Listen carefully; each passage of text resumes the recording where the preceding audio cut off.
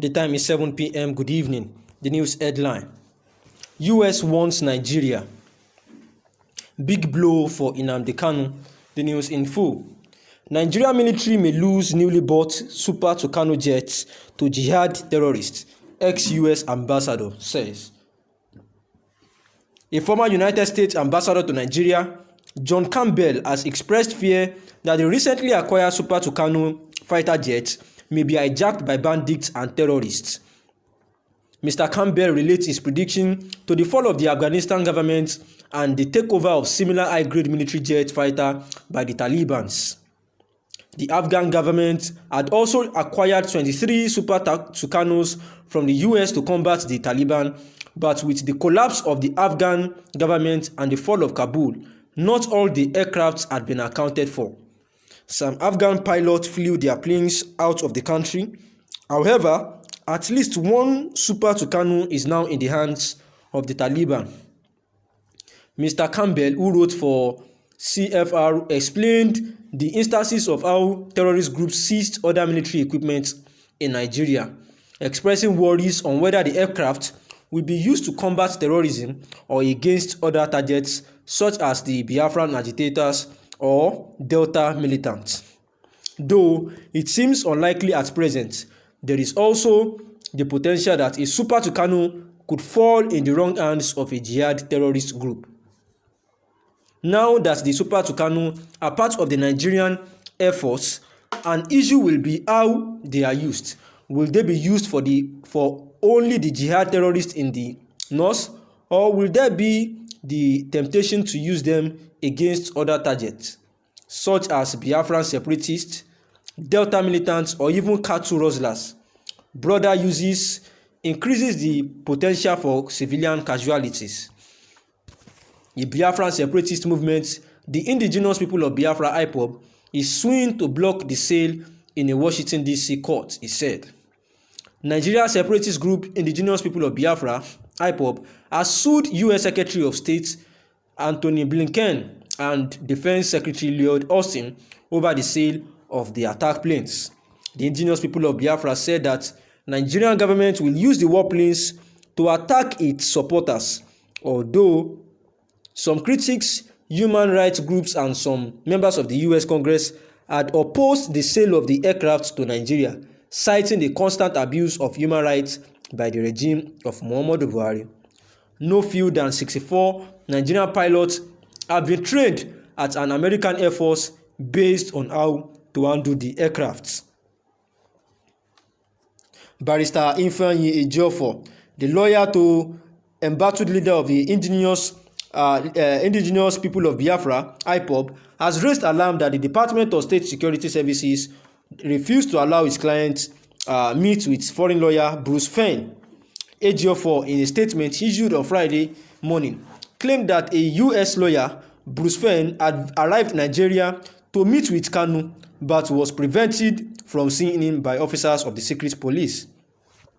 The statement read, "Yesterday's court-ordered visits to our client, Onyedumazi Nnamdi Kanu, was aborted by the officials of the State Security Services on a reason we find extremely ridiculous."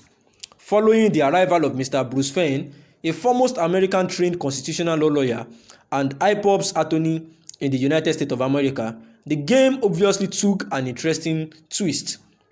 Despite our formal notification to the service, in line with the existing protocol and in compliance with the court-ordered guideline, the officials of the Department of State Security Services came up with an excuse that the person assigned to receive us yesterday's visit was on a special assignment, and as such, the visit cannot be conducted.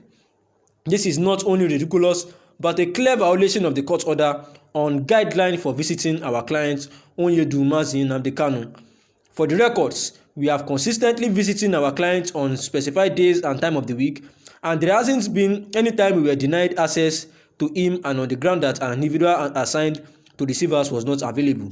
Needless to mention that no one individual has been specifically assigned to receive us on any of the visits.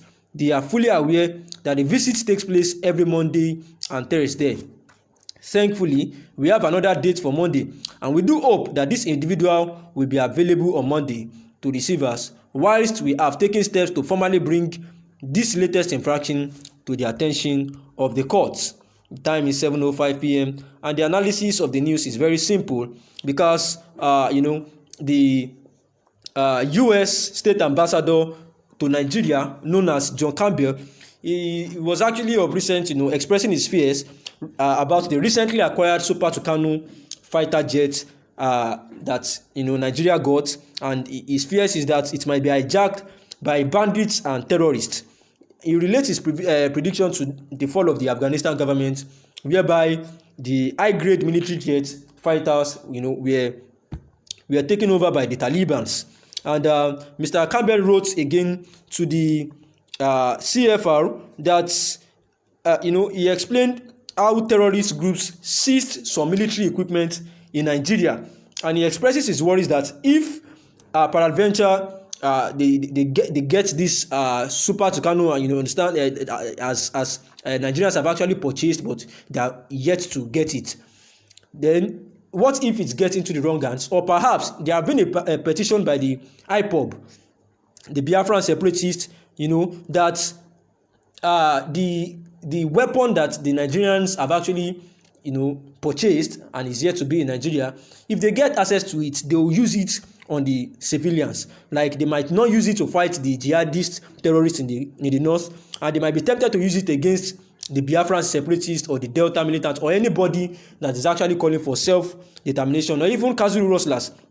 And there is need to address this. So the Biafran separatists have actually sued that there should be a block of the sale in Washington, D.C. And the Secretary of State Attorney Blinken and also the Defense Secretary Lloyd Austin were actually sued as regards this.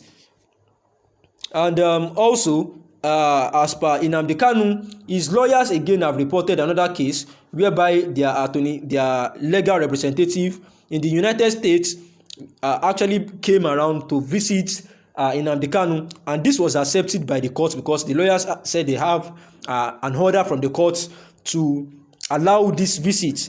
And when they got to the DSS facility, the DSS said that the person that was supposed to accept them, during the visit was not available. Like, the person is on a special assignment, and they see this as a ridiculous excuse and also a violation to the court order on the guideline of visiting clients at the DSS facilities. And they said that, okay, the Monday and Thursday are always the day that they are permitted to visit Nnamdi Kanu, and that, okay, that happened on a Thursday. Then they are hoping that by Monday this will not be the same excuse, and there will be no excuse this time around.